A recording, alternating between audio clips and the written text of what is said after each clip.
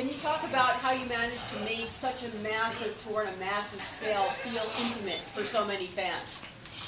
It's sort of a bit of a magic trick, as Edge was talking about it there.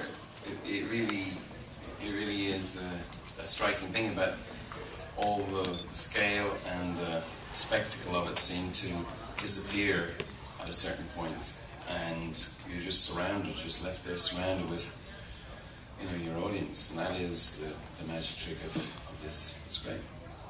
We've heard so much about you working on new records with this producer, that producer, this kind of music, that kind of music.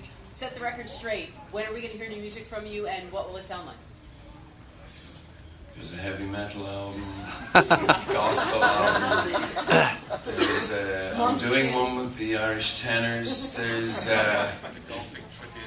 a golfing tribute album. What album were you interested in? I'd love to know when you're going to make a U2 record.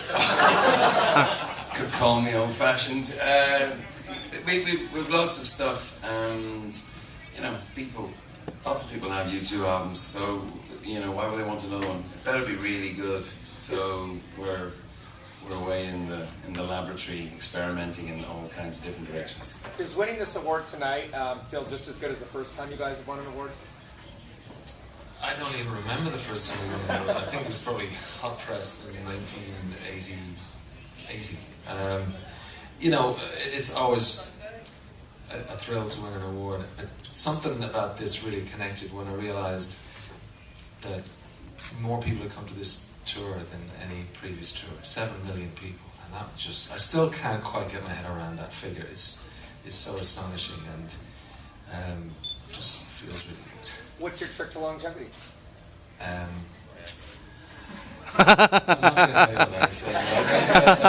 It's made in Ireland. I think it's really, we don't care about whether we're necessarily the biggest. I mean, it's nice, but we don't really care about it. We're really always striving to be the best, and we're very hard on ourselves and hard on the work, hard on everything we do. And I think because it's a band and a real band, we also, you know, we're used to working in a very cooperative way, so nothing gets overlooked. Always somebody's making sure that we don't let anything go that's not great. So that's probably it. Are you pleased with the Actually, it's also great fun. Are you pleased with the changes that have been made to Spider-Man and how that's going? Can you speak to that? I think great things have been done to the show. It was already a very good show. Now I think it's on the way to being a great show. So yeah, we're very happy. We don't want to talk about Spider-Man because it's actually U2 needs the help. What global causes are you involved in now? Which ones? Same ones. We try and be as consistent as we can, actually. So it's not any new ones. The same ones. Vanna's been leading the charge on all of the African and developing nations initiatives. He's doing incredible work with RED, the One campaign. And Edge has been doing great work, Angiogenesis Foundation and Music Rising, and Larry has a local youth club. He supplied the table tennis table, and Adam, as you know, is giving croquet lessons. Last question. Free. How's it feel to be back in Las Vegas? I know you're good fans of the city. We are. It is an extraordinary place. We had an interesting moment here before we opened a tour of ours called Pop Mart. It's a tour we're very proud of. The Live in Mexico is one of the best things we've ever done. It's a film, DVD. And we had this great idea. We'd opened this kind of ode to pop art and sort of outsized objects, Klaus Oldenburg, that type of stuff. And we said we'll open it in Las Vegas, it'll be perfect. Of course, it's just completely normal and ho-hum here. Everybody's like, yeah, big deal. And no, it's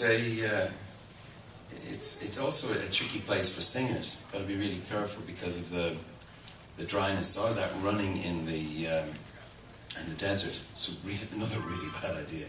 I've had a couple. When you were here for Pop I Mart, should say Las Vegas and our production are somewhat similar, because in Las Vegas they allow grown men to act like children and build these huge things that are bizarre, and that's kind of what they allowed us to do with this show. I think that's like being in rock band. I think when you were here Thank you. for I'm Pop sorry. Mart, you went to one of our local Irish pubs, which they still speak about to this day. Have you been to any Irish pubs while you're here? No, just got in. What's the best one?